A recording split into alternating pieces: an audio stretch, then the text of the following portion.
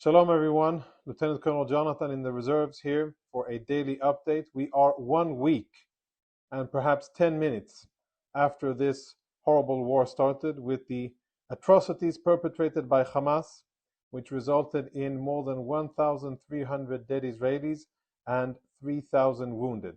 I won't go over all of the events of the last week. There is simply too much to say, but I will give a daily update about the current situation on the ground and where things may develop from here. As usual, we have the map behind us, and I would like to focus on the situation in Gaza City and northern Gaza. Gaza City is where the focus and the hub of Hamas activities are. That is where most of the commanders are. Most of their infrastructure and their ability to continue to operate against the IDF is focused in Gaza City, also the largest center of population. Yesterday, we issued a demand for Palestinian civilians in Gaza, in the northern part of the Gaza Strip, Gaza City and its surroundings, to move south and evacuate themselves to this place here, the Gaza River, in order to be safer and in order to not be in an area where we are going to enhance our military operations. We use the words significant military operations. We do this, we advertised our intentions in advance, not because it has any military logic, it doesn't, because we want civilians not to be affected by the war. We didn't put those civilians there. They are not our enemy. We are not trying to kill or injure any civilians. We are fighting against Hamas.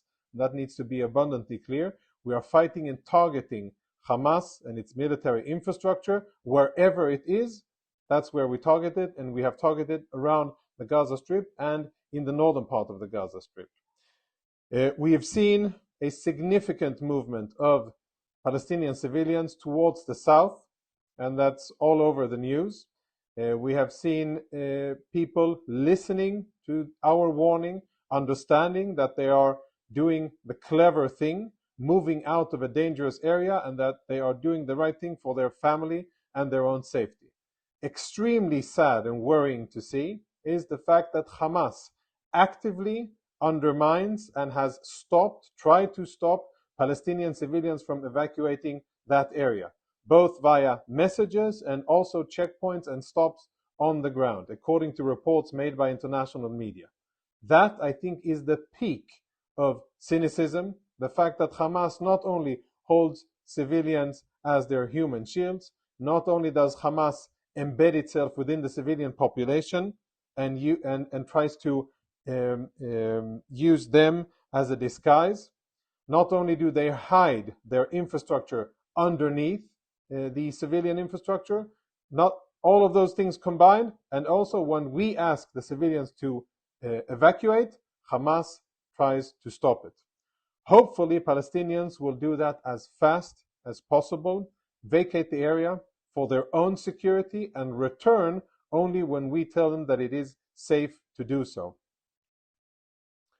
Around the Gaza Strip, as have been for many days, are Israeli reserve soldiers in formation that are getting ready for the next stage of operations.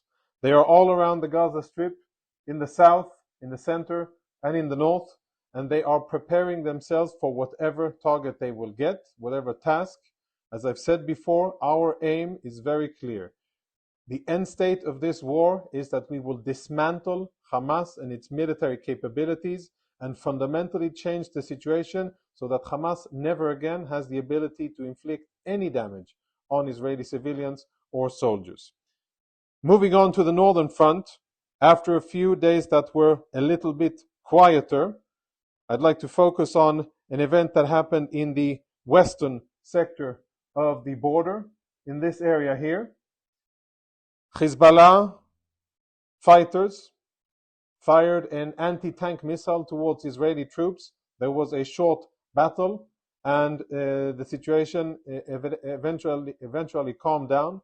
Afterwards, Hezbollah sent drones into Israel and also fired surface-to-air missiles against an Israeli aircraft. All of those 2 attempts were successfully intercepted by the IDF, but the situation on the northern border remains very tense, and we are monitoring the activities of Hezbollah very closely with additional enhanced capabilities in the north, prepared for any eventuality that may happen.